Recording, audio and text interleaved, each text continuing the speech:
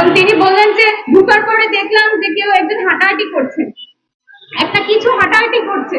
তো এই একটা কিছু শব্দটা আসলে কোনো ব্যক্তিকে নির্দেশ করে না, বরং এটা দ্বারা একটা ব্যক্তিকে নির্দেশ করে না, বরং কোনো অবজেক্টকে বোঝানো হচ্ছে। ওনার কথায় কতটা কুরুচিপূর্ণ মন্তব্য তা আমরা স্পষ্টভাবে বুঝতে পারছি। এই বিষয়টার প্রতি আমরা গভীরভাবে ক্ষোভ, দুঃখ ও তীব্র প্রতিবাদ জানাচ্ছি। 2026 সালের সাম্প্রতিক তথ্য অনুযায়ী বাংলাদেশে জাতীয় সংসদ অধিবেশনে চলাকালীন প্রতি মিনিটে গড় 2,72,364 টাকা খরচ হয়। এই প্রতি মিনিটের এত গুরুত্বপূর্ণ একটি স্থানে দাঁড়িয়ে তিনি সময় নষ্ট করেন। তিনি লোক হাসানো মঞ্চ হিসেবে সংসদকে তৈরি করে ফেলেছেন।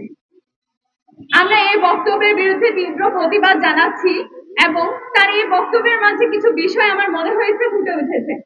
প্রথম যে বিষয়টা ছিল সেটা হচ্ছে নারীর মৌলিক স্বাধীনতা ও সাংবিধানিক অধিকার হরণ।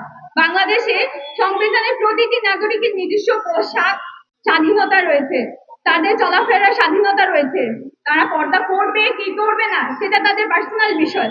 কিন্তু সংসদে দাঁড়িয়ে নারীর এই মৌলিক অধিকার নিয়ে প্রশ্ন তোলার প্রগতিশীল সমাজ ব্যবস্থার পরিপন্থী এবং সরাসরি নারীর স্বাধীনতার ওপর বড় আঘাত এনেছে বলে আমরা মনে করি।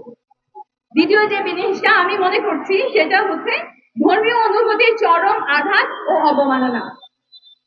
পর্দা ইসলামের একটা সুনির্দিষ্ট বিষয় এবং এটি একটি এমন বিধান যেটি মানুষকে পবিত্র করে। কোটি কোটি মুসলমান নারী পুরুষের অত্যন্ত শ্রদ্ধা ও বিশ্বাসের সাথে এটি পালন করে থাকে। যারা শরীয়তের কোনো বিধানকে হাস্যরসিকতা হিসেবে নেয় তাদের পরিণতি একমাত্র আল্লাহ তাআলাই ভালো জানেন।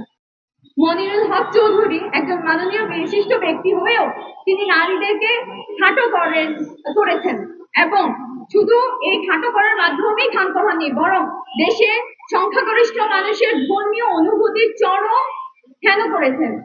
এর প্রতি সুস্পষ্ট ধর্মের আর তার এই বিষয়টার মাধ্যমে আমরা বুঝতে পারি যে ধর্মের প্রতি তিনি অবমাননা করেছেন। তৃতীয় যে বিষয়টা সেটি হচ্ছে সংসদীয় মর্যাদা পরিপন্থী ও দৃষ্টিকটু কিছু আচরণ। সংবিধানে স্পষ্টভাবে 41 নং অনুচ্ছেদে বলা হয়েছে যে প্রত্যেক নাগরিকের ধর্ম পালনের স্বাধীনতা রয়েছে। সংসদে দাঁড়িয়ে কাদা ছোড়াছুড়ির কারণে সংসদের মূল কাজের বিঘ্ন ঘটে।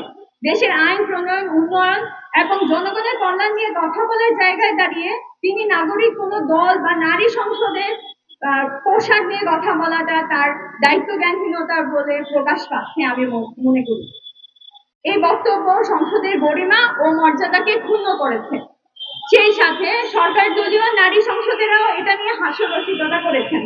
তাই আমরা বলতে চাই সংসদ সদস্যের আচরণবিধি লঙ্ঘনের জন্য ক্ষমা চাইতে হবে এবং ভবিষ্যতেও যেন এই ধরনের কোনো কাজ না করে সেদিকেও খেয়াল রাখতে হবে।